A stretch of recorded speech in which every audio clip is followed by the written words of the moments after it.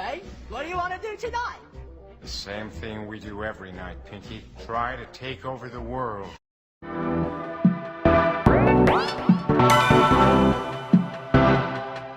You might think that getting into the IT field is impossible without a computer science degree, but Tech Coach Ralph is here to prove you wrong.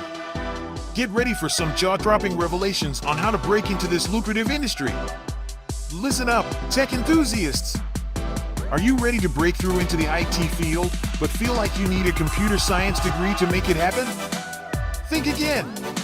Tech Coach Ralph has some exclusive, mind-blowing secrets to share with you. Get ready to be blown away by his jaw-dropping revelations on how to break into the tech industry without a computer science degree. So get your notepad ready, because Tech Coach Ralph is going to change your life forever. Buckle up, because you're about to embark on a journey to success in the IT field.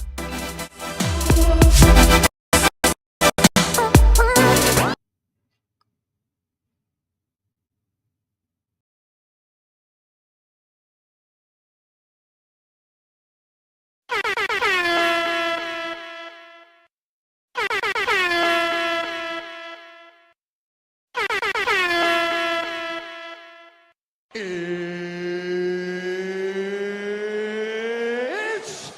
time!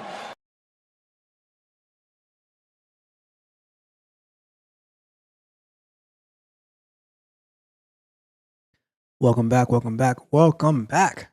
Guess what night it is tonight? It is Cybersecurity night. If you do not know who I am your host of the Tech Coach Ralph channel. I am Tech Coach Ralph. And of course, we are none other than engineered to win here on this channel. We are all about winning. We are all about technology. We're all about engineering. And we put it all together so we can have continuous, flawless victories. All right. So we are going to be joining SOCs in about 15 minutes. So what I'm going to do, I am going to quickly run through our agenda. No fluff. We're just going to get through it.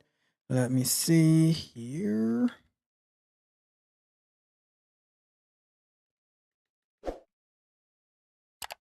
All right. So first and foremost, even foremost than what we normally do, I want to give a very, very special shout out to one of my friends, Abeo, who sent me a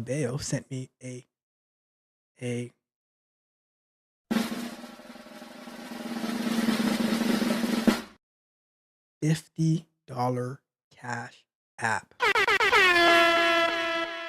So I want to say thank you. You know, we've been talking for the past few months about different career opportunities and transitioning to a different career and stuff like that. And it is about to happen. So we're talking, and you know, to show gratitude, sent me a $50 cash app. So I just wanted to say thank you so much. I really, really appreciate you. And you know, just trying to help one person at a time meet their tech goals in their transition and their tech careers and everything like that. So just wanted to say thank you so much. And honestly, I really want to say thank you for giving me the opportunity and trusting me to advise you and to guide you, and trusting in my experience. And you know, so that means the most to me out of everything. All right. So you know, thank you for believing me and trusting me. So just wanted to say thank you in front of everybody, because I know it's not easy when you're trying to make a shift, especially leaving something that you've been doing for a very long time. So I just wanted to thank you and commend you in front of everybody. All right. So now let's get to what we normally do. And I want to say thank you to all the newest subscribers, as well as to the people who have been subscribed for a very long time, who are always, you know, showing support and you know, inspiration, motivation, all of that good stuff. So I want to say thank you to you guys as well.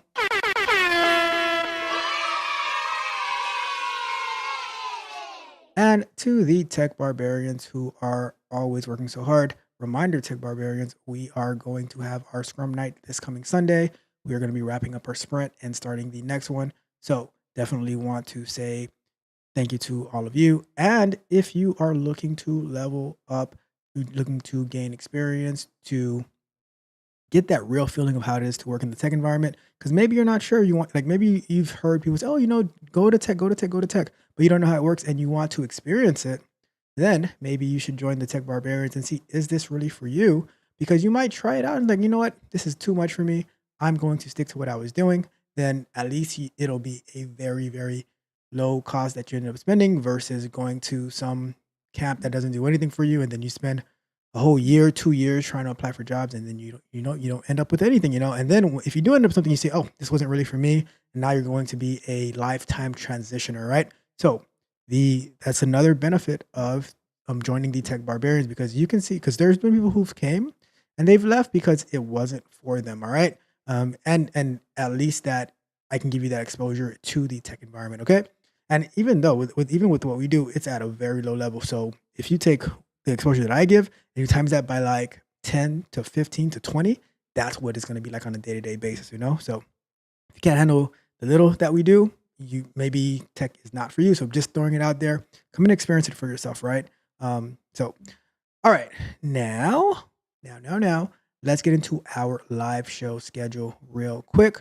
So we have on Sunday afternoons, software explorations. We're going through Terraform. We're going to continue with that this weekend. Tuesday nights, tonight we have our Q&A sessions. Tonight in particular is our cybersecurity Q&A. We're going to join SOX in a few minutes. Thursday nights, we have more software explorations. We are going to be continuing this Thursday, doing the refactoring, applying the page object model to Cypress, Selenium, and Playwright on the Freemind recovery site. That's a site that we've been using to do this experiment that we're doing, automating one site, 3 frameworks, see how that works. And then we have our morning shows, Mondays, Wednesdays, and Fridays, 7:15 a.m. I call it Coffee and Kata. We are currently in the morning working on, we look at some news stories, and then we're working on our mobile app development. If I have time before we join talks, I'll talk a little bit about it. If not, we'll talk more about it tomorrow. But so that is our live show schedule. Let's just jump straight into the pre-recorded content. Mondays, Candid Conversations, great stuff. Yesterday, we talked about why you continue to lose and how we can change that, because I want you, above everything, to be successful and victorious, and you got to make that change, all right? Wednesday, software explorations. Tomorrow, we're going to be doing the presentation on QA engineering and what is a QA engineer, how does that differ from a QA tester, and some interview questions that you might get as a junior QA, right? So that's going to be tomorrow. Going to finish rendering that video as soon as we're done tonight, and then have it ready for you for tomorrow's episode of Software Explorations. And then we have Fridays, the Bug Bite. We're going to be talking about this Friday about Waymo hitting a cyclist. All right. So that is our pre-recorded content. And throughout the week, we have shorts as well as the clip from the Q&A. And one quick thing about the shorts, right? One of my jiu-jitsu professors just came from Brazil not too long ago. He says he watches the shorts on Instagram, and that helps him understand English better, right? He's learning English, and he says, my shorts help him understand English better because as the captions, that meant the world to me. Like, I look up to this person crazy, right? And for him to say that my videos are able to help him get better at English, that meant the world to me. So just wanted to throw that out there, right? All right, let's quickly go through this, right? Check out the Chaos Camp GitHub. I'm going to drop the link in the chat for you so that you can level up, all right? You need to level up. So boom, there you go. There goes the Chaos Camp GitHub. And then let's drop in the Grammar Hub weekly meetings where you can learn, review your resume, interview prep, networking. Join the Grammar Hub Discord. I do plan on bringing one of the leaders of Grammar Hub on the channel for an interview very, very soon. Just got to coordinate that. So, but definitely go check it out. It is an amazing GitHub that so many things that help you level up, all right? So definitely go check that out. All right, so let's do this. We have about 5 minutes before joining SOX. If you haven't done so yet, go ahead and like the video, share the video, subscribe to the channel, hit the notification bell so you can know every time we go live. Like I mentioned earlier, if you are looking to level up, get better at your technical skills, finding out if tech is the place for you, go ahead and check out the Patreon at www.techcoachralph.dev, where you can sign up for one-on-one coaching with me, as well as get access to content that is not on YouTube. All right. So let me talk about this. We have 5 minutes, right? Let me talk about this real quick, right? So I am just slightly tired this week. Why, Tech Coach Ralph, why are you tired? Well, like I said the other day, I was up on Saturday night into Sunday morning to like 5, 6 a.m. Why is that? Because I went down the rabbit hole of, so I had built the app, right?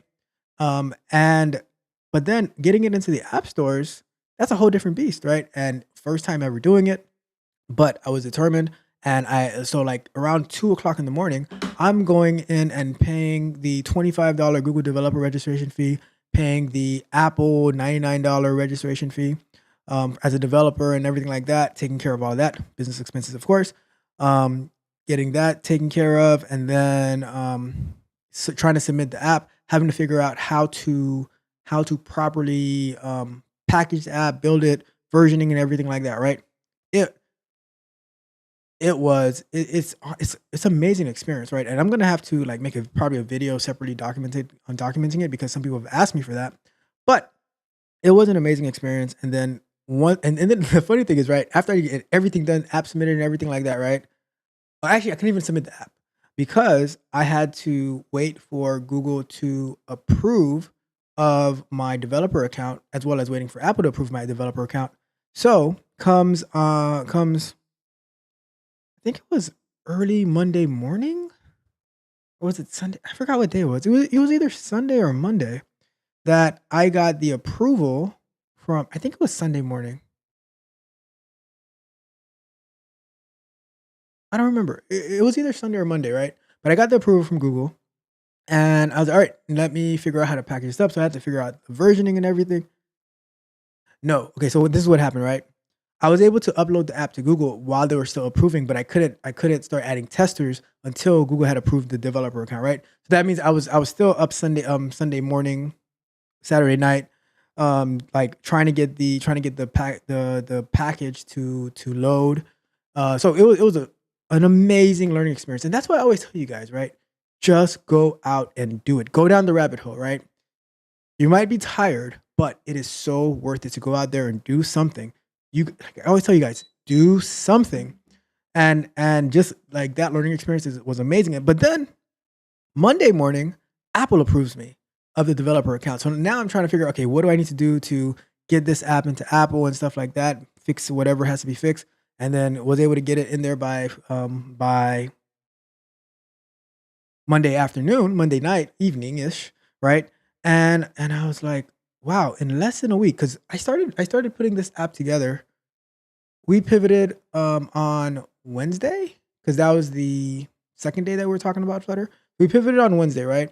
I said, okay, I'm gonna build a time cost calculator as my first app because I already have a foundation of it, and I don't mind not doing this one in test-driven development as I learn, right? So from Wednesday Wednesday, Thursday, Friday, Saturday, Sunday, Monday. So within 5 days, right? 5 days, able to get an app built and put into both app stores, Android and Google, into test mode, right? And having people like beta testing it right now, right? So if anybody like, I'm thinking about making the Apple testing like a public link so that I can just drop the link and anyone can test it out.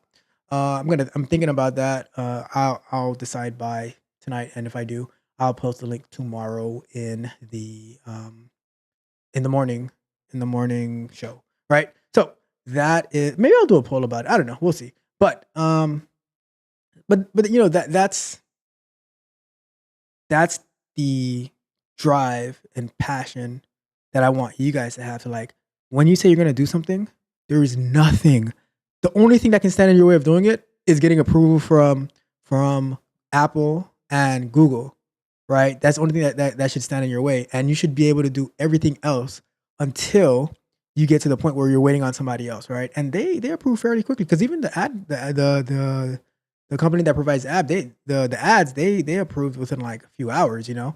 So that's the thing that I'm telling you. Like you have to have that drive, that passion, that desire to win, to be successful. There's no other option. There's no other option. All right. So just wanted to give you just share that story with you real quick, and we'll talk about it more. And that led me to as well some candid conversation ideas and stuff like that. All right.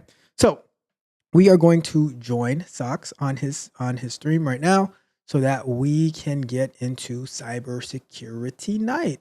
All right. So let me get us ready.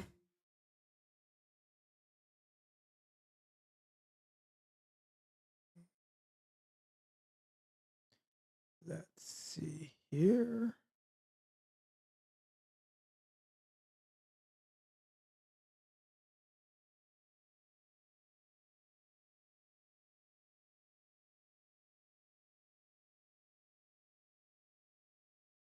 Let's see. All right. We are just about to join. Give me a second.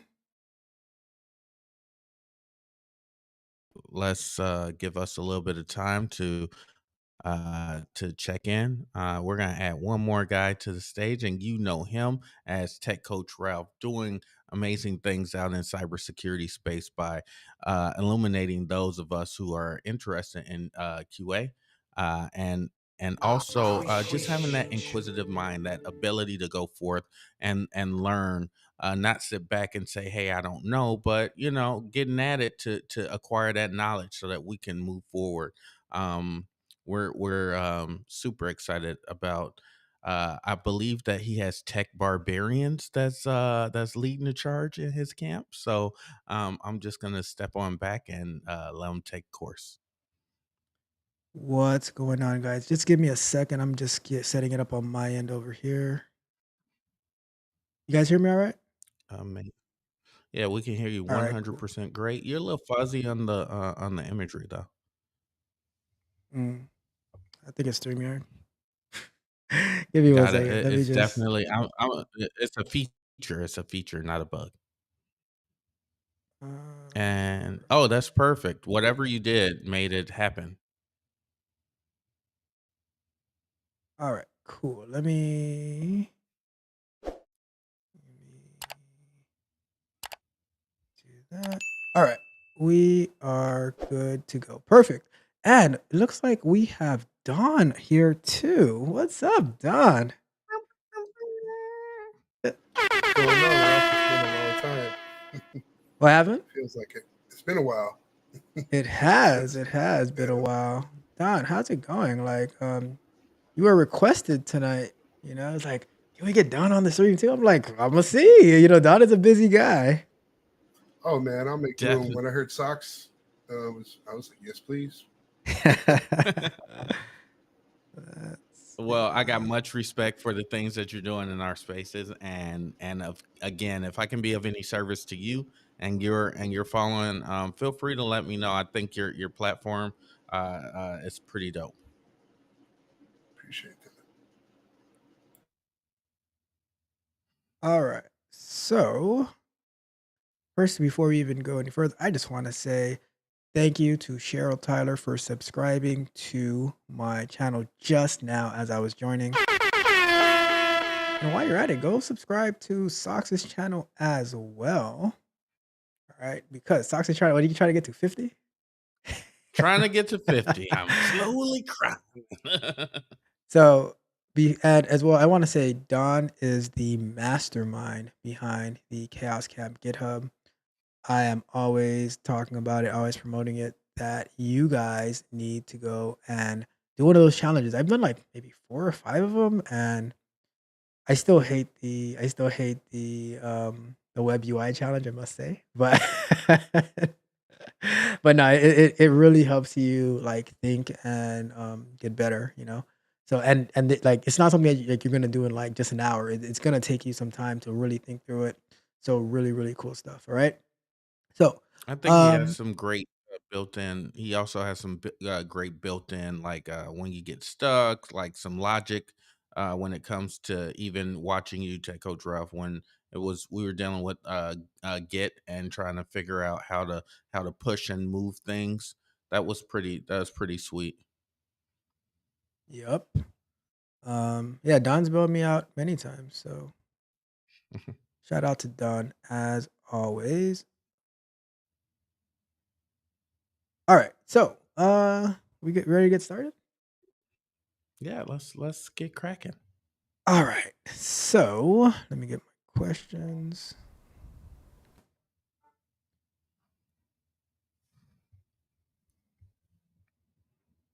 All right. So the first, let me put my timer up as well.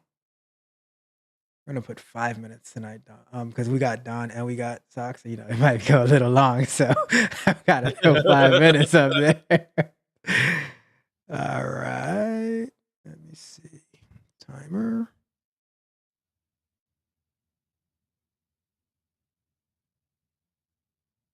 All right. So the first question that we're gonna go to, let's do it this way. Another one. So this question is going to be about Sox University. All right. So the question is, what makes Sox University a unique learning experience compared to other online platforms? We all want to know why Sox University. Why did you decide to create Sox University, Mr. Sox? Um, if we're being 100% honest, it was something that I felt like the community needed, not as a certification platform, but more as a preparation platform. All too often, we end up having people who go after these big certifications. And while I think I'm the last person to argue about whether or not people should make money based upon the things that they're putting out, one of the things that I do tend to see or observe is people spending their hard-earned money and not being very successful in the path towards certification. um using that in mind and kind of thinking back to when I had to take things like standardized tests in the United States, or even tests that would allow me to jump grades or to show proficiency. um I've discovered that it's not about necessarily the test, but whether or not how comfortable a tester is in the environment, as well as the subject matter. That being said, you could have a command and an understanding of what you're being tested on. However, if you haven't been tested to time, then that adds an additional layer of concern. So, one of the things that I like to mention is Sox University stands out, I guess, in the crowded field of online learning by providing a unique and interactive, tailored educational platform, so to speak. We try and focus on cybersecurity, and unlike others, social platforms or educational platforms, Sox University tends to be specifically designated to adapt to the varied learning styles and paces of our online users and our diverse student body. So, all of that in a nutshell is I put everything together with you in mind. I wanted to emphasize practical, hands-on learning while enabling students to not only learn that theoretical aspect of information or those concepts, but also how they apply in real world scenarios. um we get that, we get to that point. Like, how do we get to that point, right? um we tend to get there by taking kind of a practical approach, right? We got to walk, crawl, run. Those of you who have been in the military, that's a pretty familiar term.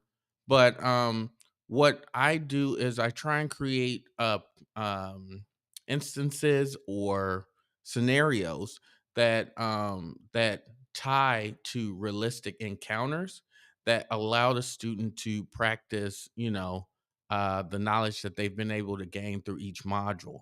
So, I mean, I'm going to be honest with you up front. Um, there is a lot of reading. It's kind of like looking at at a man page for the most part, and we're working on trying to improve the student experience through our beta testing program that we've launched prior to our main release. But I just want you to understand that we here at Sox University understands that if you don't have a solid foundation that is steeped in research and application, then your likelihood of being successful in the cybersecurity field is going to greatly diminish. That's not saying that you won't be successful. I'm just trying to make sure that you get all tools necessary for you to be as successful as you can be.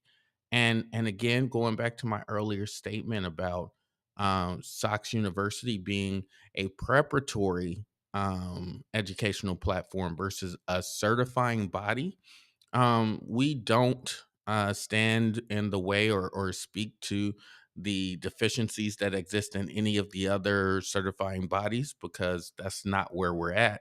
What we aim to do is, because you have come across or understood a common practice, and an idea, or a technology, right, with us, that means that when you go into those certifying bodies, or you choose to go to a boot camp, it's not the first time that you've seen this. And because this isn't the first time that you've seen this and actually been able to touch some of the technologies that we cover, we believe that that would put you in a more advantageous position to be successful in your journey within cybersecurity. So um, that's all that I have to speak to that particular thing. I hope that answers the questions that your listeners or that the podcast viewers have. Well, I think that answered that question. Is in a, well, I can we can wrap it up now. I mean, you answered everything. You know, that like your answer reminds me of like like part of the reason that Don put together Chaos Camp, right? To give people more realistic, practical experience in like the testing field. What do you think, Don? Yeah, nothing's when you're initially learning something. Usually, the tutorials are pretty vanilla. And don't really prepare you for a real work environment. So the aim was to sort of create the real work environment and sort of help show people how to sort of navigate that. And one thing I noticed about Socks and just, watching some of his content is he's trying to do the same, but he also knows how to structure it very well, like the different learning paths that he's sort of graphed out. So to this day, I'd become a member of his university just because there's a lot of things I could probably learn, from his techniques. I'm not really a security expert. I'm sort of have one foot in, one foot out. I'm a tester, but I see a direct connection between the two worlds and sort of Mhm. offer that, as part of the package when I work. But yeah, that's that was pretty much why I created it. And anybody feel free to contribute a bit of chaos that they've experienced in the world, and GitHub. That's what it's for: contributing and sharing. And the more chaos we can sort of prepare users for, the better and stronger professional you can be. And I think Don is being a little light. As a tester, you're a security person, right? If you go to my favorite YouTube video where the girl has the square, the circle, and the triangle, and then she's like, yeah, that goes in the square, and they put all the shapes inside the square hole, and Yep. it's is very true. The users will always surprise us in what they do versus the intent of the technology, right? And I think an extra thing, like for us as educators, as people who are seeking to enable stronger, better understanding in our field, is that we have to be able to tackle that and answer and present questions in a way that pedagogically challenges people. Well, I'm gonna wrap this question up because you just used a word that has more than 3 syllables, and you know how I feel about that. But I'm gonna say that like in just in test like one of the, like around the time I first met Don, I'm like, hey Don, what you doing? You know, just trying to win $50,000 on um what do you, a bug bounty, right? Bug I'm like, bounty? oh, okay, Don. I'm like, yeah, you're not into security at all, are you? Mhm. Anyways, let me wrap that one up, and we'll get we have a comment, right? So we're gonna take that, and then so all right, Love your we sound have effects. one of my most favorite people in the chat. Sharon Hammonds says, "Hey guys, hey Sharon, how's it going?" And she says, "Yeah." So this is one of our wonderful beta testers who volunteered to beta test for us, and he says, "Oh yeah, lots of reading. However, I'm grateful for it. Lots of hands-on training, which is challenging for me. However, this is just what I needed. After this, I believe I will be able to speak to it with confidence." Man, feedback like that makes me feel like the effort that I put into some of this stuff was not for nothing, you know? And I'll say this as well, right? Because the beta testing is on the lowest course level, right? Right. So I can only Mhm. imagine once you start once we go live, when you start unlocking like the higher course levels, imagine like what's gonna be of like the value in that, right? So, but we won't talk about that now. We'll just leave it under wraps for now, all right? Just a little Yeah. preview, all right? So, if you haven't done so already, go ahead and like, share, and subscribe. Hit the notification bell so you can know every time we go live, and you can stay up to date with the latest content. All right. So we're gonna jump over to our next question, if that is okay with the panel. All right. Another one. So this question is about practical cybersecurity conferences for analysts and blue team. All right. So let me get the question for you. I'm gonna read the whole thing out, and then you can have at it. All right. So this one says, my employer is looking to send me to a couple of security conferences this year. I'm a security analyst on the blue team side, and I was wondering what are some of the more practical cyber conferences happening this year. I'm looking for conferences such as DEF CON, Blue Team Con, and maybe some vendor focused conferences. Valcon, any good? I'm based in the US. So that is the question. That is what the people want to know. And 5 minutes on the clock. Go for it. Super well, first of all, um gosh, Blues B-Sides is a very great network that exists across the major 50. When I say major 50, I mean the 50 states of the United States. Even into being out in the foreign areas as well. The thing about B sides is think about like it harkens back to the B sides of a tape for those of you who had tapes and CDs. It was the less popular but very content rich execution of information. I think that like B-Sides, just check that out in your area. Cactus Con is coming up. Derby Con used to be amazing. But I believe that they've been replaced by a couple other cons. But to speak specifically to your question, with DEF CON, there is Pros versus Joes, which is amazing CTF that is put together with blue team security defender technology at the forefront of what they're doing. So big shout out to them. Check out PVJ for DEF CON if you're looking for specifically blue team things, and they also have tracks that are focused on blue team specific technologies. There are also, gosh, they have up in Pittsburgh, again, Pittsburgh, just in the next couple weeks we're gonna have B-sides in Pittsburgh.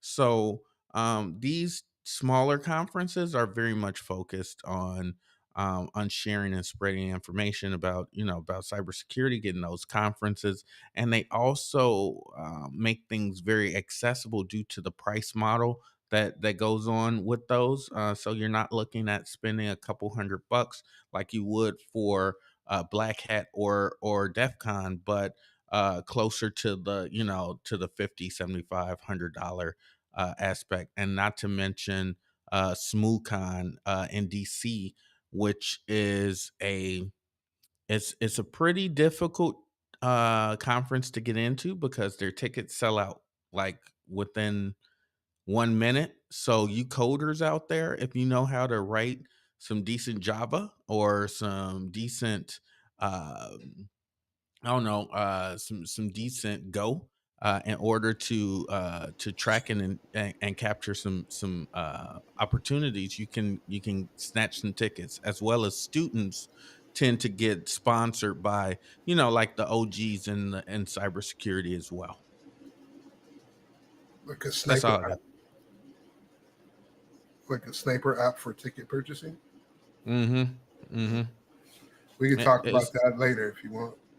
it's pretty encouraged, but also discouraged. I don't know, like it's a love-hate relationship between ingenuity and ticket sales. But that's all that I have.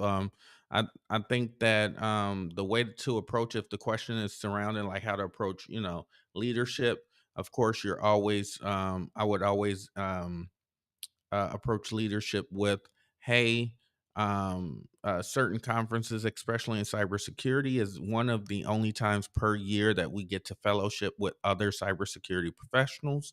And also, you owe it. And here's something that people don't do, and it makes me insane. When you go to a conference, right? Right? Do a slideshow, do something about what you learned and how it applies to your day to day operations to help your boss sell it to the CFO. Like, come on, guys, like, help yourself. This is how you do it. Like, even at the junior level, it doesn't matter what your level is. People higher up like to hear their newest employees talk. So have one of your newer cybersecurity analysts go forth and do the presentation, but get the tutelage from your seniors and your mid-level professionals so that you don't sound crazy.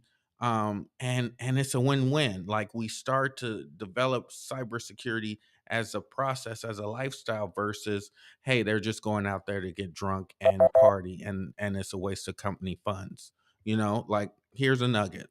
Take it, use it. I mean, if they send you out to a conference and then you just come back and you don't say anything, like, why did they send you? Like, you gotta, I would expect, like, come back and share something, you know? A lot of the time people do exactly that. They go to conferences and then they come back and it's siloed. Like, I had some really great interactions with some startups and with some other stuff where brown bag lunches happen, or lunch and learns happen, where across the different business verticals, no matter where you were in the org, you could go and sit in. If I wanted to learn about BA or BD, or if I wanted to go and learn about QA, if I wanted to learn about what our devs were doing, like, they would throw up on their big screen and then they say, come over and eat your little sack lunch and learn. Like, that's a really dope concept that I think we got away from, unfortunately, I think due to COVID. But I think that that it's an opportunity for us to sow the seeds of security within the org overall. Like your security team, your internal security team should be coming back and like talking about how, the log4j is non-existent inside of our org because I went to DEF CON to meet the person who first did the security research report on the J and DI strings that was appearing inside of the logs that was going across the network. You know what I'm saying? Yep. Sorry, I get excited. Hey, sometimes you have to. All right. So I just wanted to quickly shout out my buddy, my pal Mitch in the chat, in my chat. I was telling him the other day, he is a man of few words, right? So when he tells the people to get the likes up on the stream, he just puts a thumbs up emoji, nothing else. Just and I'm like, a man of few words. Anyways, let's wrap that question up.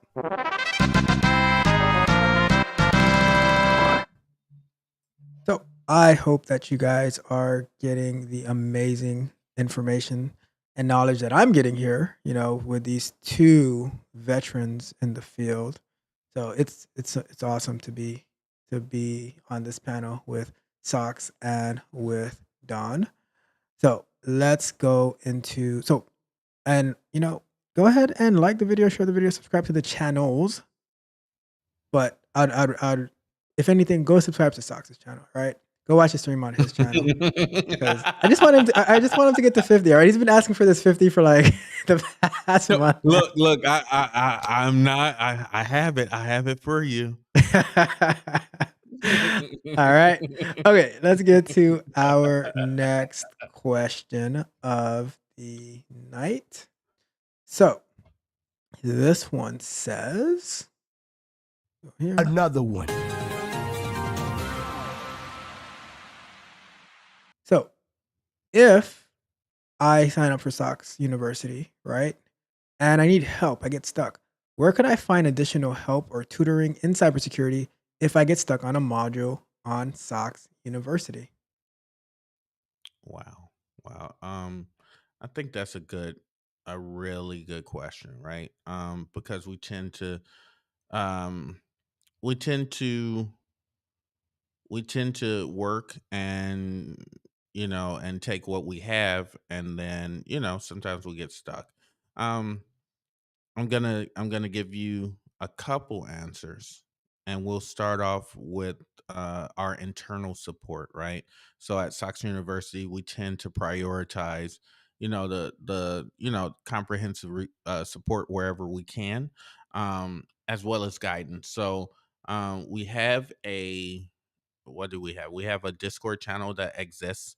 And as more and more cyber professionals join the team, we'll have people at different stages to be able to support, as well as the opportunity for you to interact with other people within your training environment or within your class set, right? So I mean, again, should you find yourself, I guess, needing extra help with the module, we tend to try and have multiple places of support, right? We again, like I said, our community forum is a great place for us to start, and trying to have a Socratic opportunity for people to kind of share and learn from each other, as well as gaining information from from peers and the people who put the information together.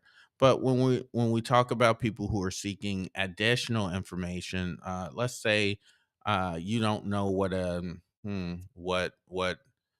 MD5 hash is, and you've taken a course that's surrounding the idea of MD5 hashes, and it's just not hitting or sticking with you. There are external resources that exist. Again, remember, we're a preparatory course, not a certifying body, so we have no problem with incorporating the knowledge that you were able to gain in other locations in order to strengthen your approach. So like Cyber is a great place, Coursera, edX, and Khan Academy. are all great resources. Under and over the wire are other practices that people can go through. And you probably are saying like, well, hey Sox, why are you talking about things that are external to Sox University, and not really, just kind of focusing on things that's internal? It's because at the end of the day, I feel like we have a pretty robust support system within Sox University. When most people are stuck or have a problem, we're able to get answers within a few minutes to a couple hours. It depends on when things are being released. Um, but that time delta is quickly starting to quickly starting to reduce with the implementation of some AI supports and technologies to answer some of our more frequently asked questions, such as what's a VPN? How do I connect my VPN to my base system, and how is that integrally um a part of my learning process? Well, to be extremely candid, if you're not connected to my VPN, then you can't touch the internal resources that you need in order for you to move forward. So, while it's something that people aren't accustomed to, I think even that is a business practice when you start to go out and work for major corporations. They are not allowing you to touch their infrastructure without going through their particular VPN. So um I'm gonna stop there with the hopes that I answered that question. And if you got any follow-ups, I'm open to them. Any follow up or thoughts, Don?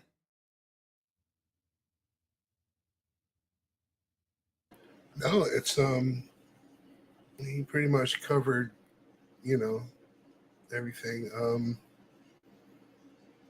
So really no follow up. So I would say that one of the ways that you can get help as well as help someone else to learn even more is peer to peer teaching and helping, right?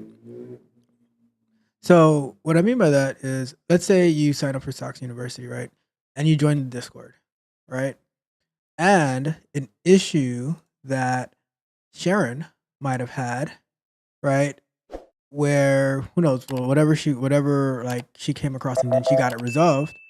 Now you posted in Discord, hey, I'm having this issue, and Sharon's like, oh, I had that same issue, and this is what I did to resolve it.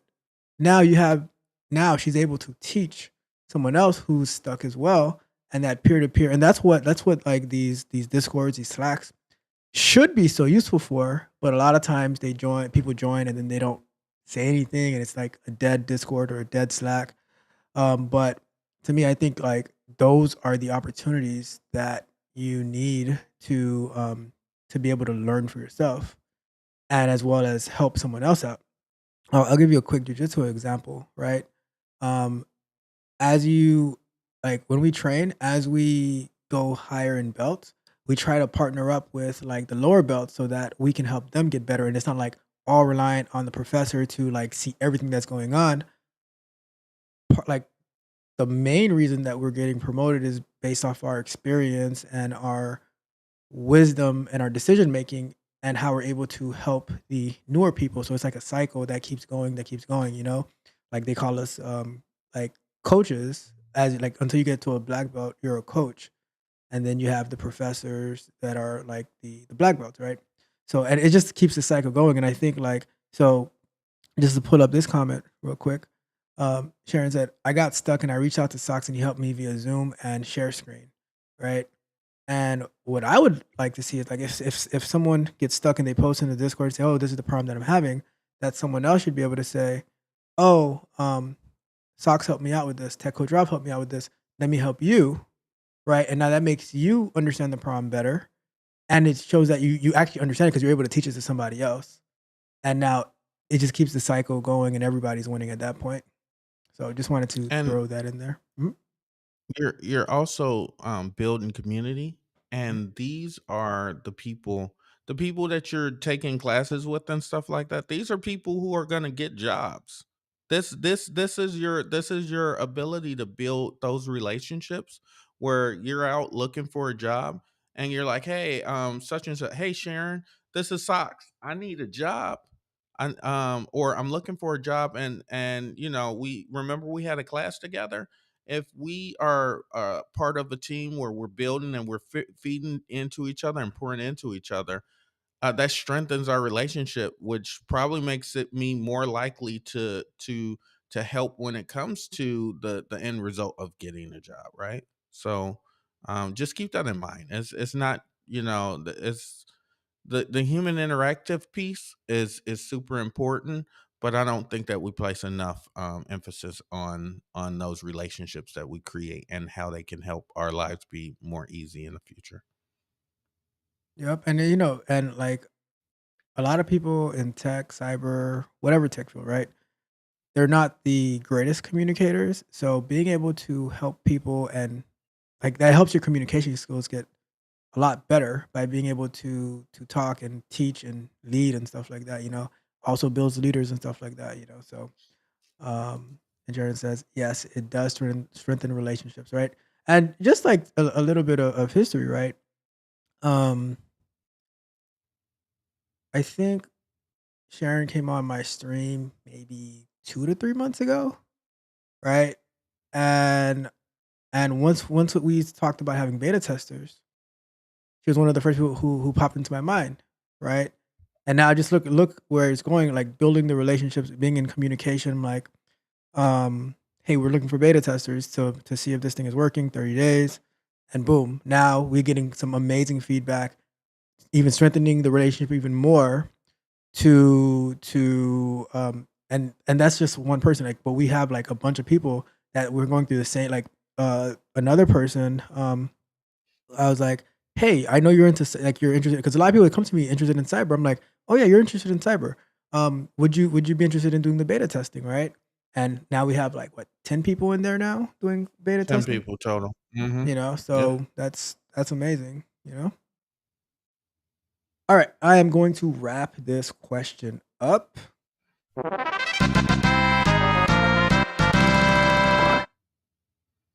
All right, let's get to before we get to our next question, right? Mitch in my chat, he was like, all right, I'll give you a few more words. So he gave me 4. He said, like, comment, share, subscribe.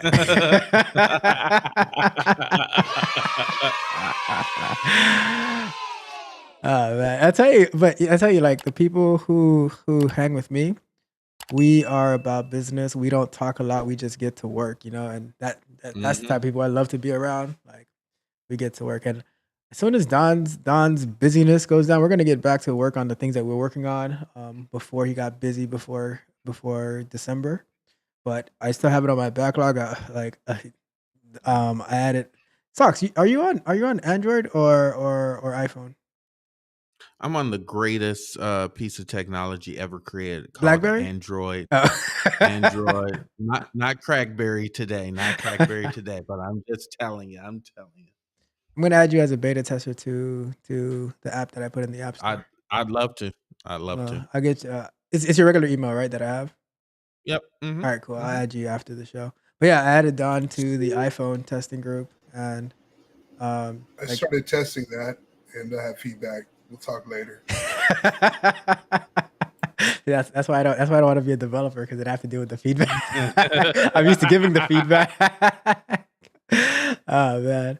But yeah, I was like, before I jumped on, I was talking about like how I decided to put the time cost calculator into a mobile app.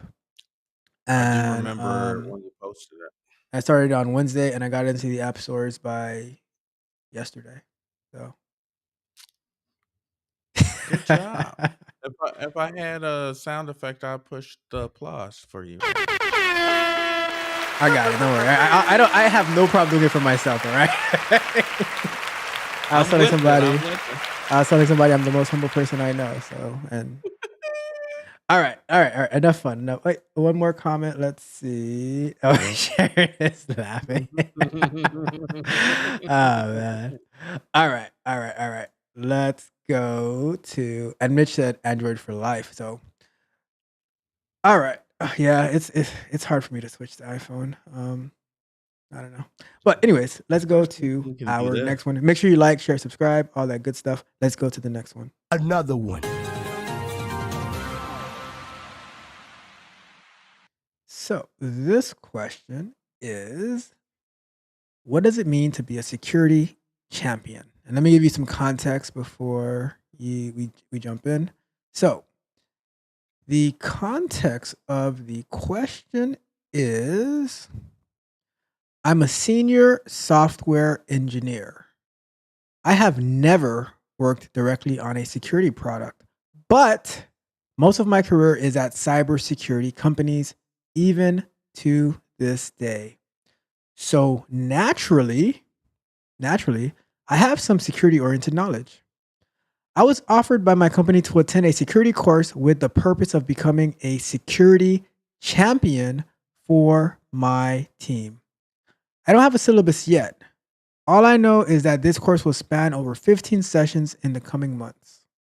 As the title suggests, I would like to hear from your experience as security champions, working with a security champion, how this job title is reflected in your or their work. What I might learn in the course, or what topics you think I should pay attention to the most. All right.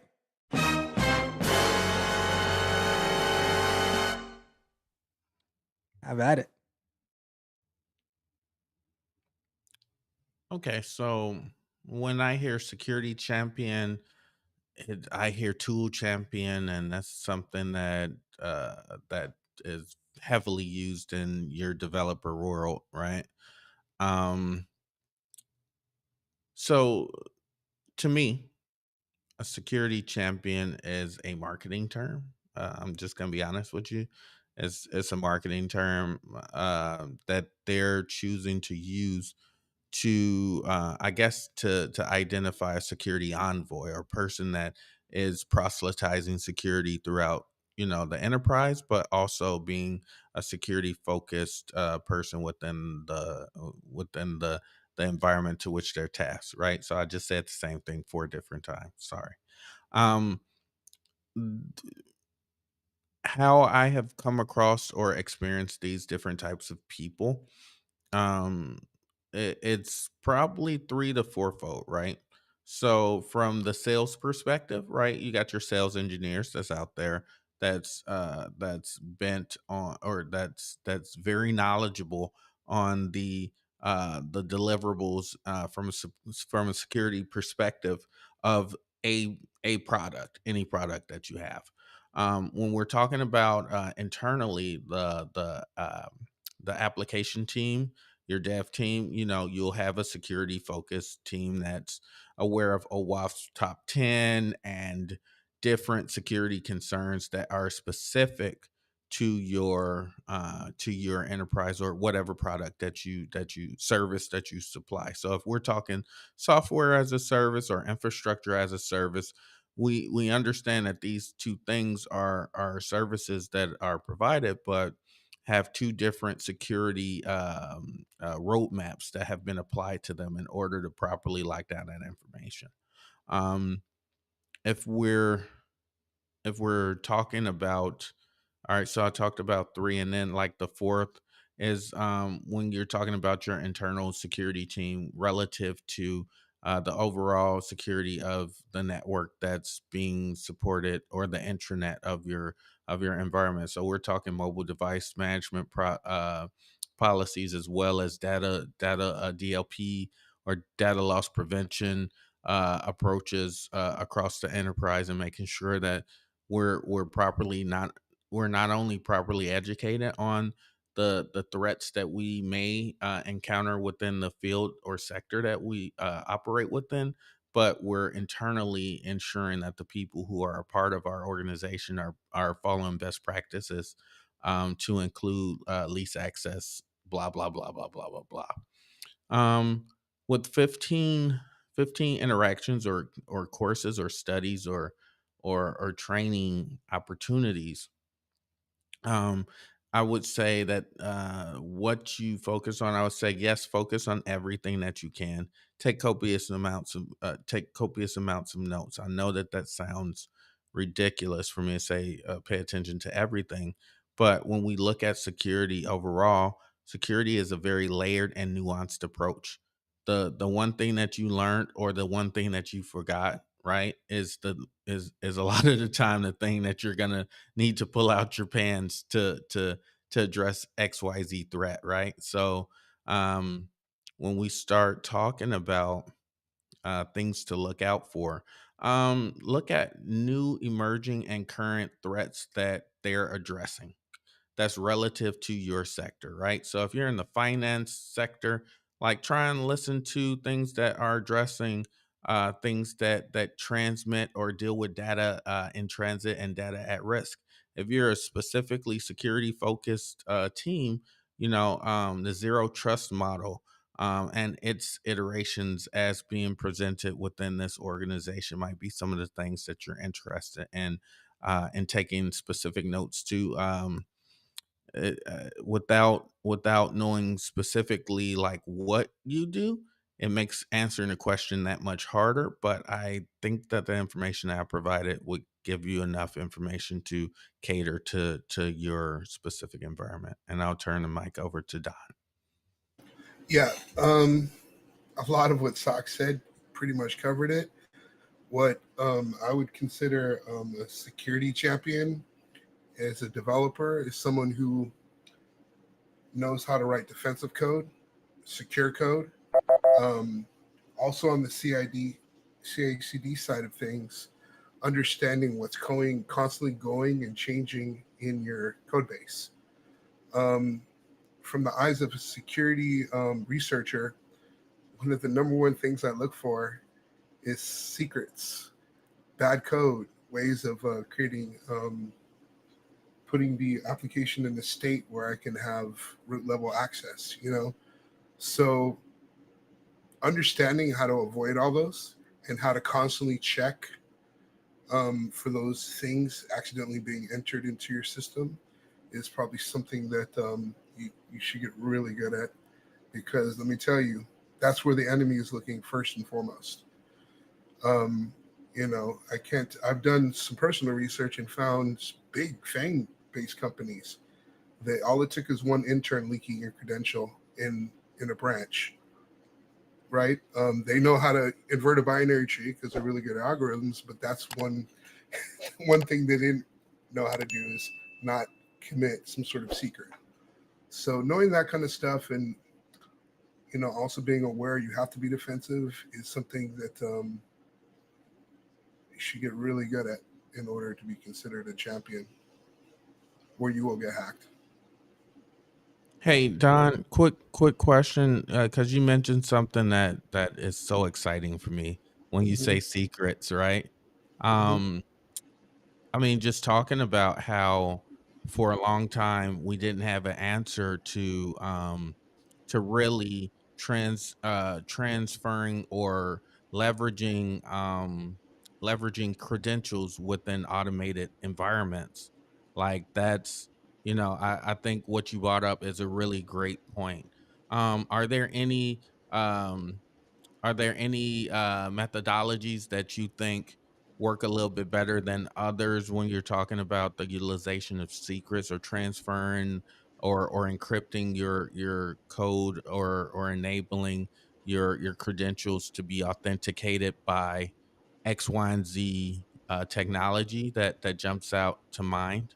Well, there's secret servers. Just about every cloud provider has them, and just using environmental variables rather than hard coding anything is key.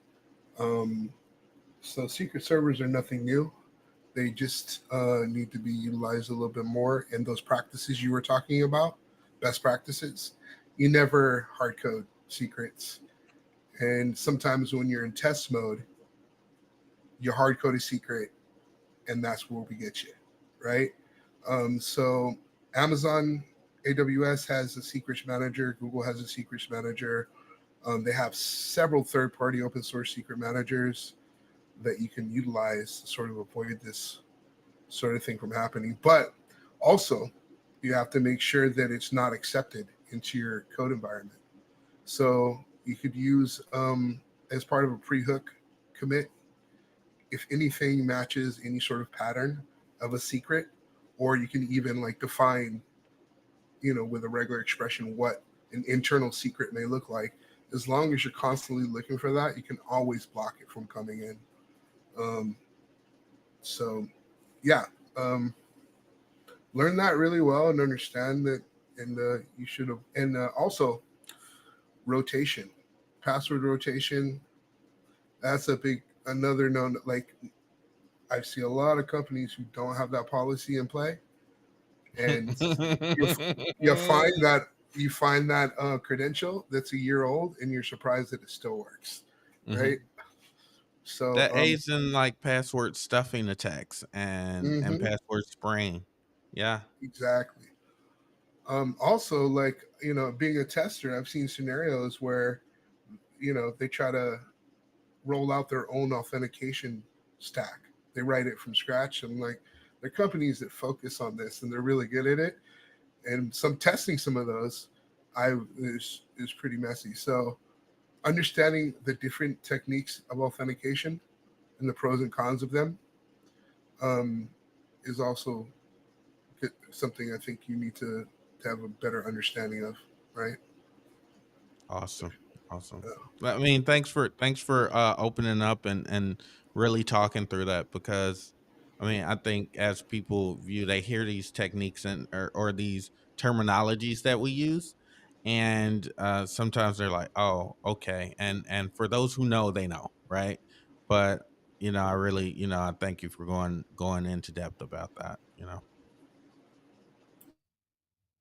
No problem.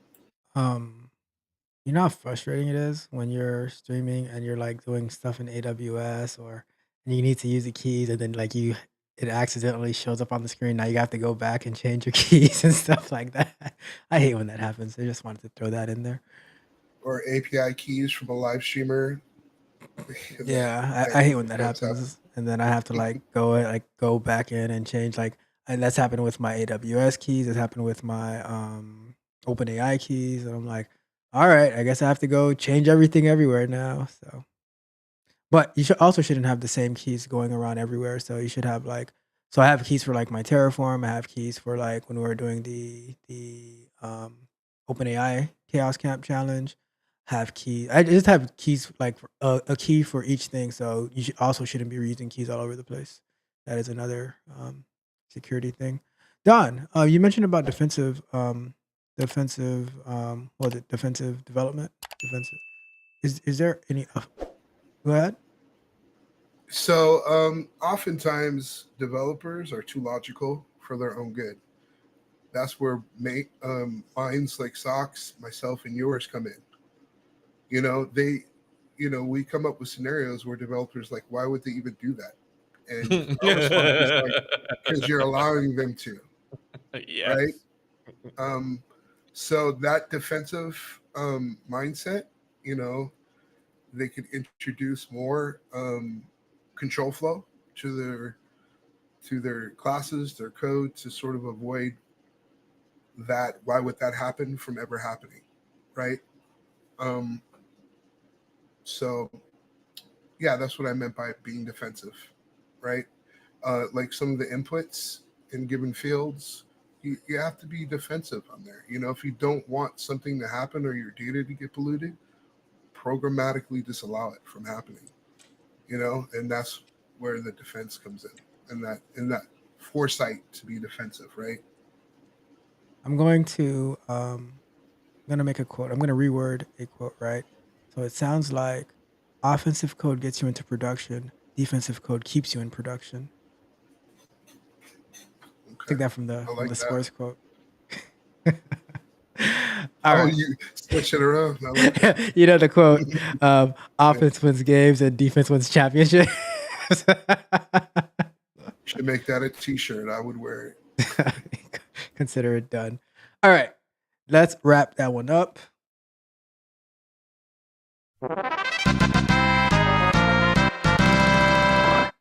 All right. I hope that you guys are having an amazing time hanging out with Mr. Socks, Mr. Don, and yours truly, Tech Coach Ralph.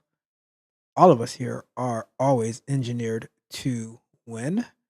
So if you're having a good time, right? If you're having a good time, go ahead and like the video, share the video, subscribe to the channel, hit the notification bell so you can know every time we go live or drop new content. All right. And Socks is really busy, but I'm gonna get him to do a little bit more content. And I'm gonna have Don back way more often, because he is like a pot of gold. All right. So Absolutely. let's get to our next question. We have two more to go. All right. Let's do Another one. this. Come back. Where'd you go? All right. What are the most common vulnerabilities you find that could have been avoided if the devs had basic cybersecurity knowledge? Let me see if there's more to it, and let me see if Oof. there's more to it. Yeah. So this one was, well. That's pretty much the question. It was focused to penetration testers, to pen testers. But yeah, that's the question. What are the most common vulnerabilities that you find that could have been avoided if devs had basic cybersecurity knowledge? Kind of goes along to what Don was saying about defensive coding. So let's have at it. What do you got, Socks? And then we'll go to Don after. Man, I'll try and keep it short, but this is a pretty complex thing. I thought all I'll the try previous and ones you go. tried to keep short. Yeah, it's true. Yeah, this one's gonna be long. Yeah, this is gonna be long. Okay. Um. So like just off the top of my head, we got SQL injection for sure. And that occurs when a user or a malicious user uses SQL command statements through the web application's input field. So that's your username, your password, where people are using like the 1 = 1 or 1 or bang equals 1, yada yada yada. Uh, this quite often happens like when we're talking about um just really base level things that can be put into place to prevent um the egress or the ingress of data and the ingress of Abu Bad guy. These are the things that we got to worry about. Cross site scripting, right? So these are just real simple things, right? It's when the I guess the application allows the inclusion of untrusted data within the web page without proper validation and escaping, right? So that'll allow people to kind of execute scripts from the browser. So if I want to find out what your Etsy shadow looks like, because the server is a, I don't know, Ubuntu or a Apache server, right? These are some of the things that can be used.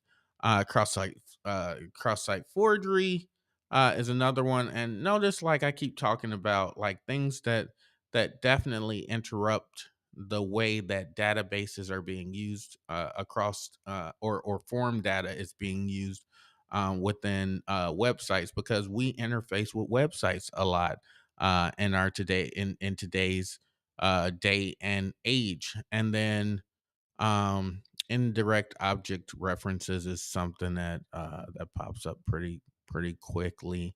But we'll make that, I guess, number 4.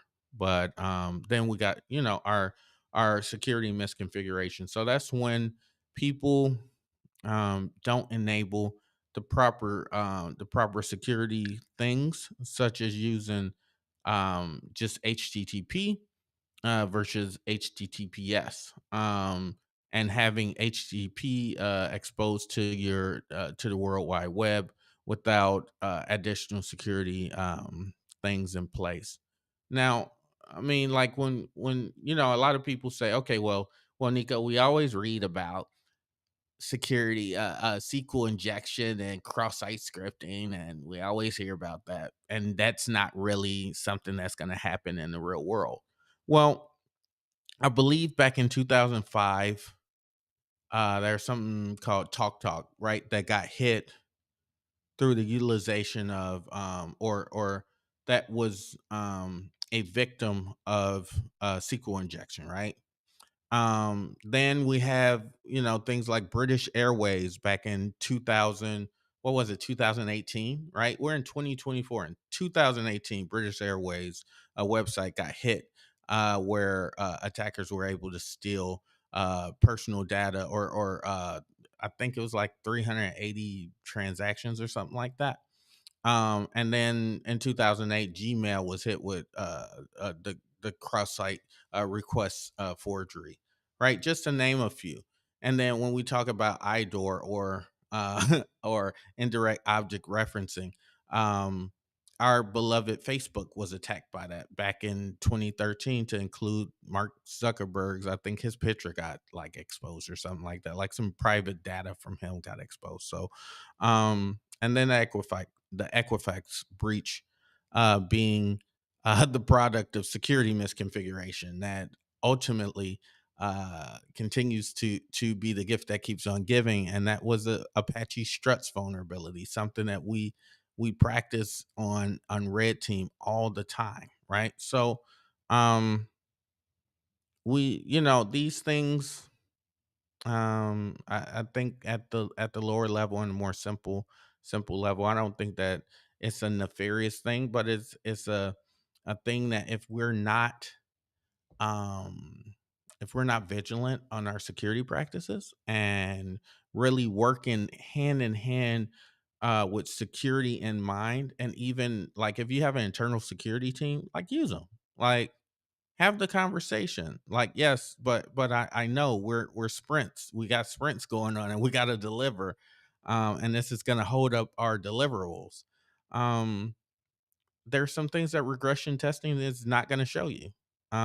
There are things that your built-in pipeline, to go back to Don's mention of the CI/CD pipeline, and its place within just code development and having secure code. It's not going to function as well as it needs to, if we're not vigilant about security. And that's all I got. That's my TED talk.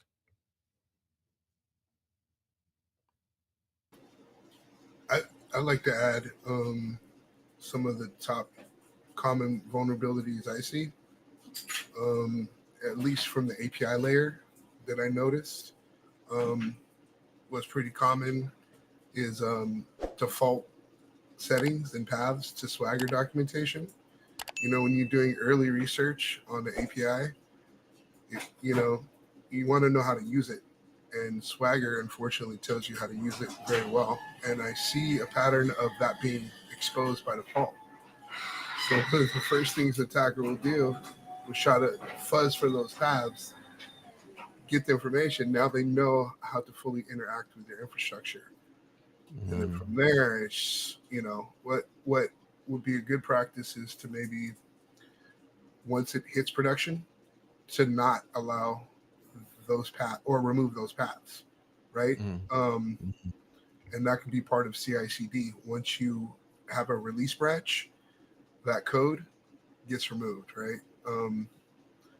That will avoid a lot of different attack types, because API is really where you can get everything, get all the business logic, all the data, it's so, and misconfiguration all the time, especially with these new cloud Kubernetes, and if they have defaults, that's one thing a security expert has is a list of all defaults for every product ever invented, and programmatically you can identify the device and then throw those credentials at it, and you have control over that resource, which is no bueno. Sorry. No, they're perfect. I got you loud and clear, and I couldn't agree with you more. Let's not, shrink wrap attacks are real. If I can just go on Google and look up what Apache servers login credentials are by default, pipe that through something like Shodan, find all the open listening services that utilize Apache, and if I'm able to, I got a little bit of Python underneath my belt, I can write something that just puts an admin password into those things and just iterates across different things, and hopefully spam house or somebody will receive my IP address and at least block me. But with the targeted attack, with the ability to consistently leverage different IP schemas, that can be something that can attack at scale. Just a thought process, but yeah, I agree. I did a video back in September about the E- Equifax data breach, which I believe that was the one where they didn't update something on their servers for a certain amount of Hmm. time, Yep. and hackers were able to get in. So I mean, like we constantly hear about hackers getting into different companies, like huge companies, on a daily basis. So for people to say, "Oh, this doesn't happen and that doesn't happen," well, if you don't protect yourself against it, then it is going to happen, right? I remember back in like 2006, 7, 8 ish, when Joomla, the CMS Joomla was popular. Joomla. And Yeah. then even like with even WordPress as well, because like WordPress, they've made it a lot better over the years, right? But like I used to get like the little crappy sites that I used to have up there, like they would get hacked all the time Hmm. with like database injections, and then I'd go to the site and say, "Oh, you've been hacked," and I'd have to like go and clean it up and stuff like that, right? But it's always been happening, so you need to And protect your systems against that. and we also got to talk. I mean, this conversation isn't complete if we're not talking about from the system administrative side and the patching that's necessary. Like patch, WordPress. I got to stand up for my friend WordPress, right? So everybody says you get WordPress, you're gonna get hacked all the time, and the reality is, situation is, as long as you patch base base WordPress, you're good. It's the plugins that tend to get you hammered up. And so I'm very, very particular about the implementation about plugins, because I'll have a nice, solid, safe environment. And then when I introduce a plugin, then I'm introducing the probability for people to get in through a way that I had not planned for. So I think change management plays a large part in that as well. Documentation, and it slows everything down. I get it. Like in a great world, we're doing this, and I think a lot of the time when we choose to skip the the the the very important things for speed or agility, we end up in a bad position. So, guys, just patch your systems, and if you can, like, rotate your passwords, and don't use passwords. Use phrases. Open up remember your favorite book, right? Everybody got a favorite book. You can remember a couple sentences because it's your favorite book. You can remember a couple sentences. So start implementing those things into play. Like, we shouldn't be using passwords now. We should be into passphrases. Yeah, my password is I love Tech Coach Ralph. Like, share, and subscribe right away. That's my password is. Kind of long, but it I works. I got it. I got it. And just to add, like what you were saying about like the sprints and stuff like that, um, it should be part of the stories, right? And part of the pointing and what you bring into the sprint. So, cybersecurity, QA, automation, testing should all be part of the story, and the definition of done should be including that our system is secure, right? And you might think you're gonna go quote unquote slower, but imagine how slow you're gonna go when everything comes crashing down. So, God. Yeah. Yeah. All right. So we are going to get to our last question, but let me wrap this one up. All right. So before we get to the last question, if you haven't done so yet, go ahead and like the video, share the video, subscribe to the channel, subscribe to Sox's channel. And you know what? This like I really enjoy doing the cybersecurity Q&As, and it is a total honor for me to have Don here as well tonight. We've been trying to get him on for a very, very long time.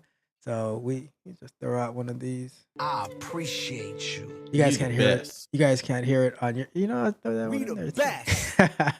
You guys can't hear it on your end, but it's on my side.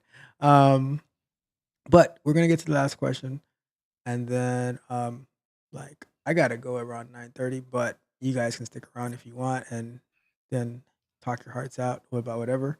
But let's get to the last question. Another one. So this one, based on your roadmap into cybersecurity diagram, how can I choose which plan and program to pursue at Sox University? Oof. Oof, oof, oof. Well, let's talk about it, right? So when I created the cybersecurity diagram, my goal was to uh, greatly reduce the options that exist in the world for cybersecurity paths that may be available for you, the newly minted, I guess, cyber initiate, right? Um,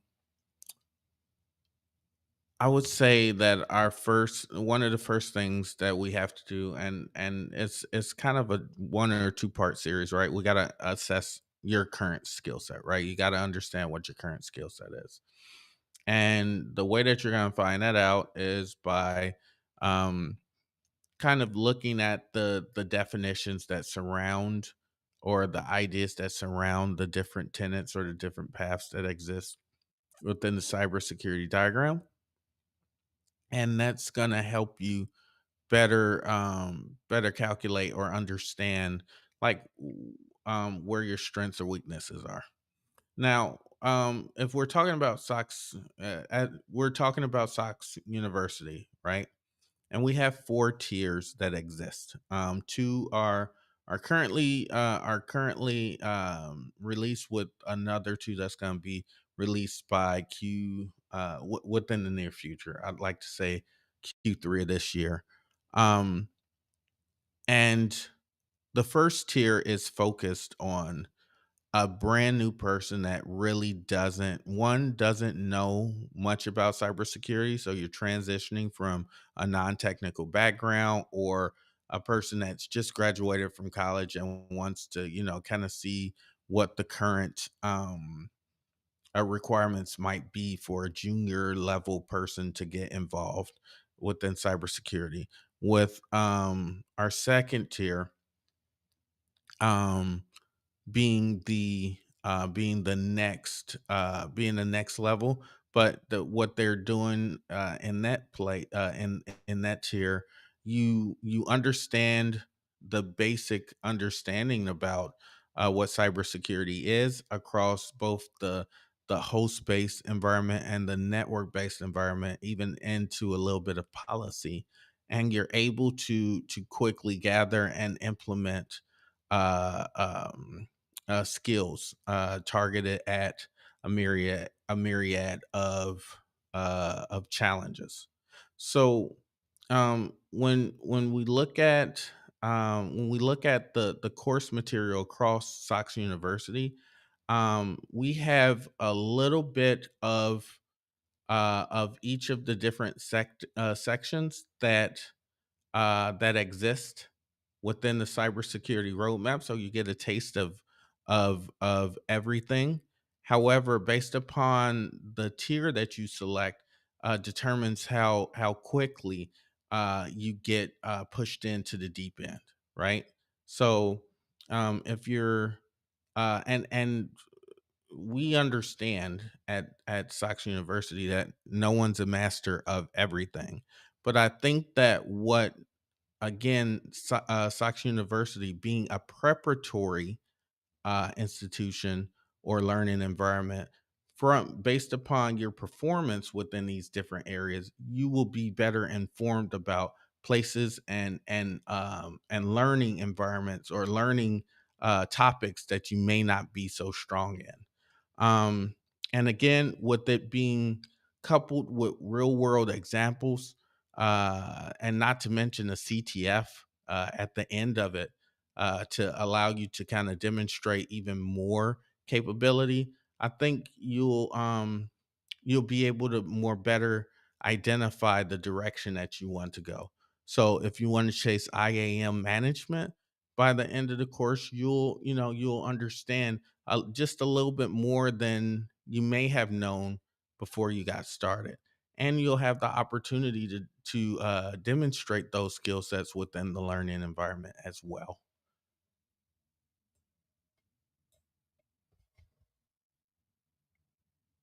Nice, nice. It sounds like based on like the tier. So, are you or do you have like a description like in the tiers, like if this is what you're like, let's say you are just trying to get into cyber now, then you want to start with a cyber initiate. Maybe you've done some cyber already, and you're like more focused on, let's say, like like you mentioned, the identity and access management, right? Then you probably want to go with this tier and so forth. So, again, it's the way that the learning adventure is structured. It's not structured in such a way as, okay, I just focus on this direction. If you want to just do IAM, take this particular thing. Each of the different tiers gives you adequate exposure at said level of understanding, so that you actually get a taste of each of the different environments outlined within the cybersecurity diagram, which eliminates your requirement to make that decision right now, which is, I think, what plagues a lot of people, is that decision crisis that happens, like, oh, you just pushed me into a ice cream store with 57 flavors and you're telling me to pick one, but I don't know what all the 57 flavors taste like, nor can I compare those things in a realistic way. What we're attempting to do is create an environment that gives you a taste of each different section, and then from there you're able to then go back to the cybersecurity diagram and say, man, I did well in these areas, and or I did crappy in these areas, but I did crappy in identity access management, but I still want to go after identity and access management. So it's hard to choose your path if you haven't had an ability to take a little snack. Good point. It's a good point.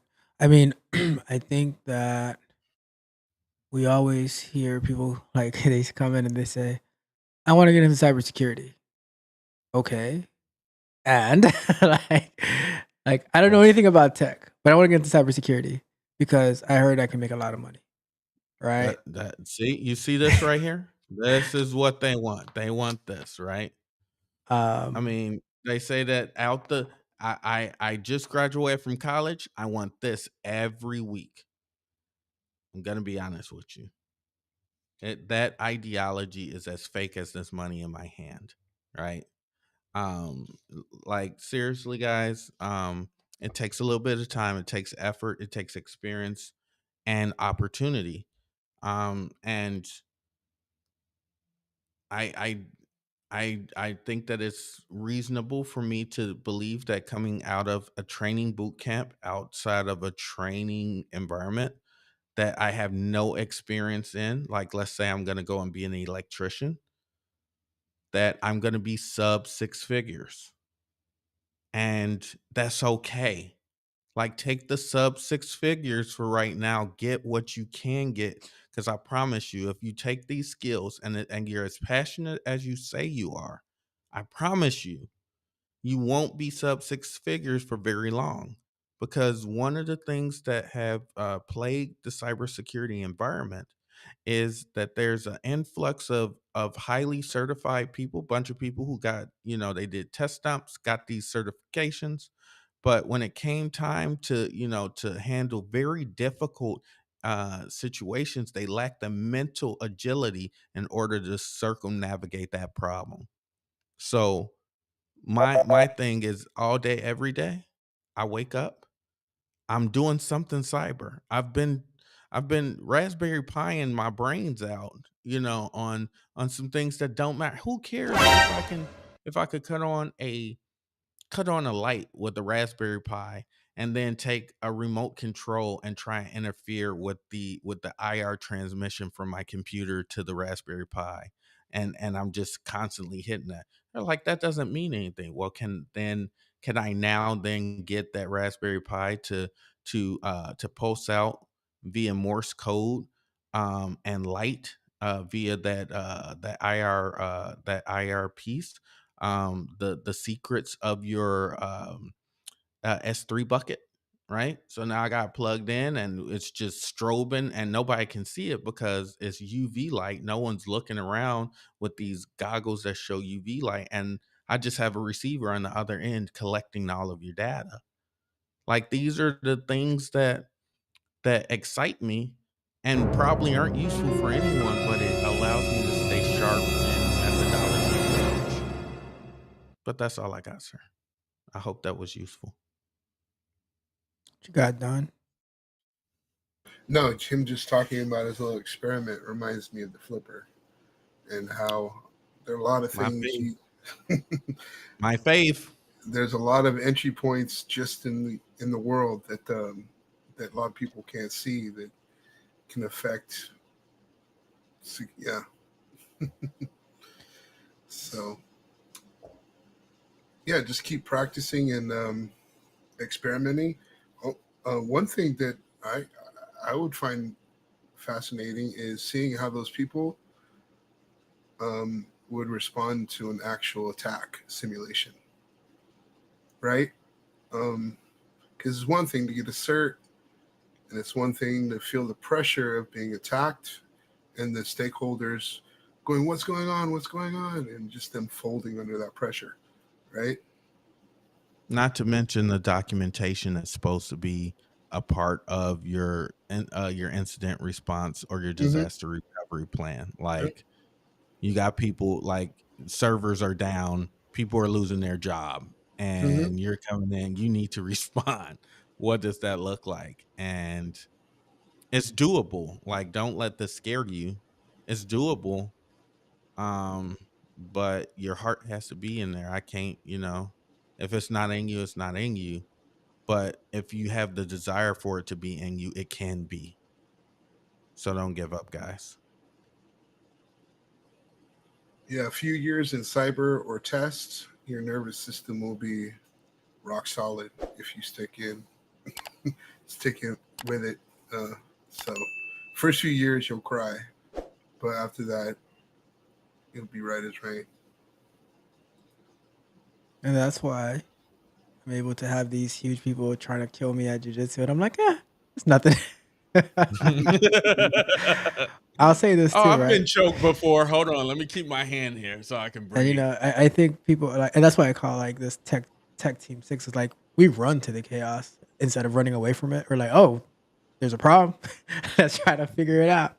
But I'll say this though, like one thing I think that like I've noticed that my coaching and my Patreon has exposed is that it also shows you if tech isn't for you, right? And I think that what the Stock University can also show you like maybe this isn't for you, because when you go to a boot camp, like even like to one of those like vocational schools, right? It's like, oh yeah, you're a perfect candidate. You're a perfect candidate because they want you $20,000, right?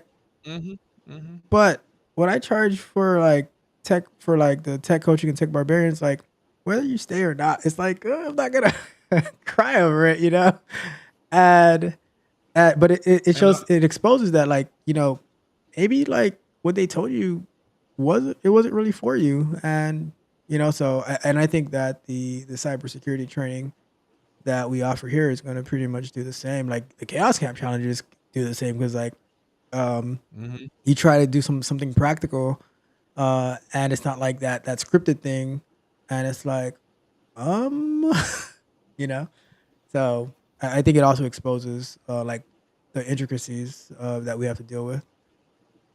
And that's the part when it came to, the pricing plan and pricing strategy, having tiered pricing, is because I want to lower the cost to participate, right? A Yep. lot of people don't have $8,000 to take a $8,000 certification.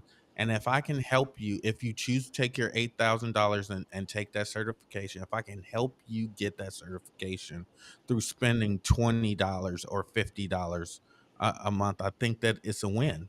I think that, when we're talking about CompTIA, and they're more price accessible options from $100 on up to their cybersecurity certification programs.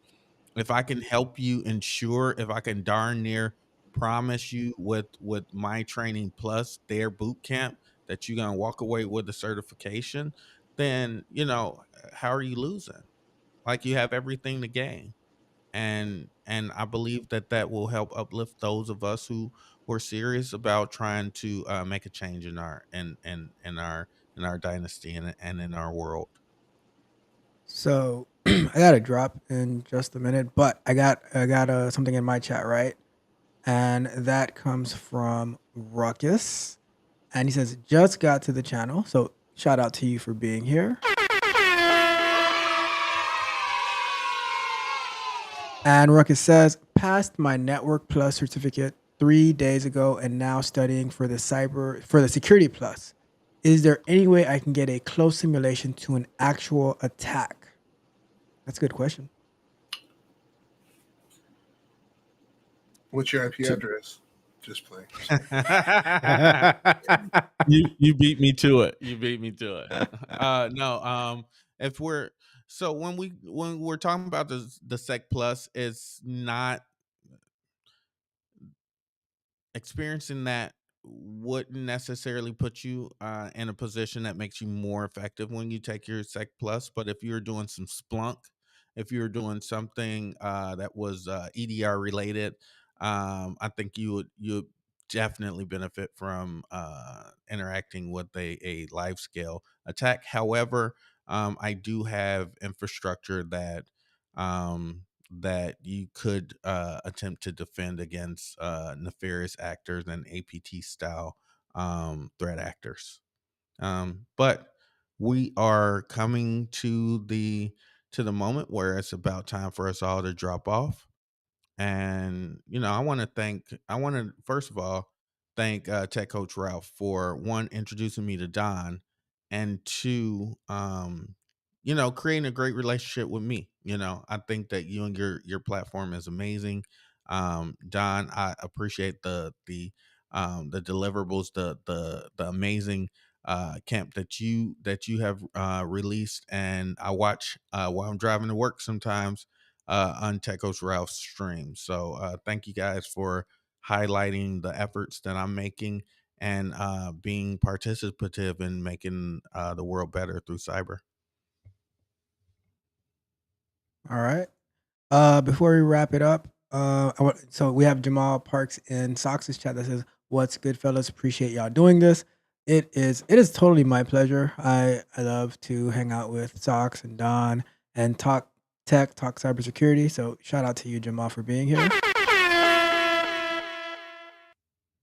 And we have Sharon that says, "Thank you all for your patience, support, and time.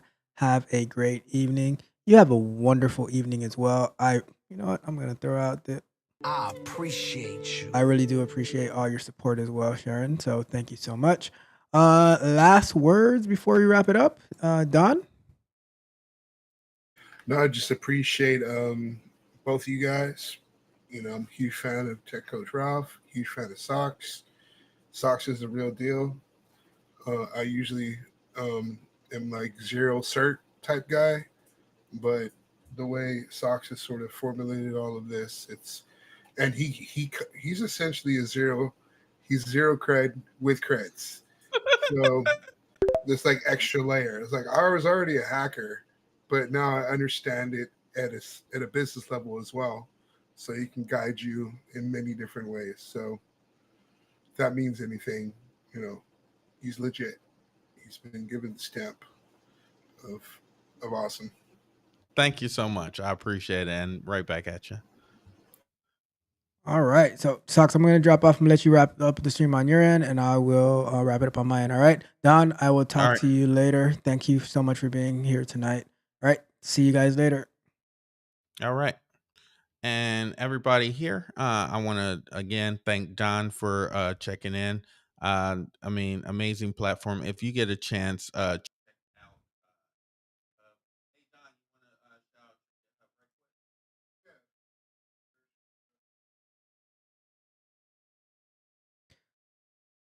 quick? All right. So that is the stream for the night. I have to get going. So thank you guys so much for being here. If you haven't done so yet, like, share, and subscribe. Thank you, Ruckus, for being in the chat. Thank you, Mitch, for being here.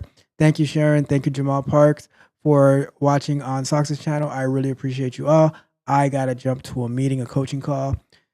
Before I go, I have to ask this question, right? Because I had an amazing night with you all, with Sox, with Don. So happy to have Don on the stream. So, Are you not entertained? Are you not entertained?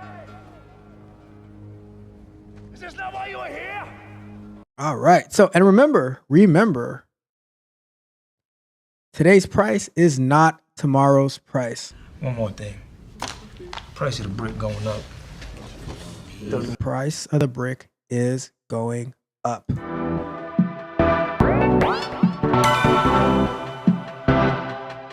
You might think that getting into the IT field is impossible without a computer science degree, but Tech Coach Ralph is here to prove you wrong. Get ready for some jaw-dropping revelations on how to break into this lucrative industry. Listen up, tech enthusiasts! Are you ready to break through into the IT field, but feel like you need a computer science degree to make it happen? Think again! Tech Coach Ralph has some exclusive, mind-blowing secrets to share with you. Get ready to be blown away by his jaw-dropping revelations on how to break into the tech industry without a computer science degree. So get your notepad ready, because Tech Coach Ralph is going to change your life forever. Buckle up, because you're about to embark on a journey to success in the IT field.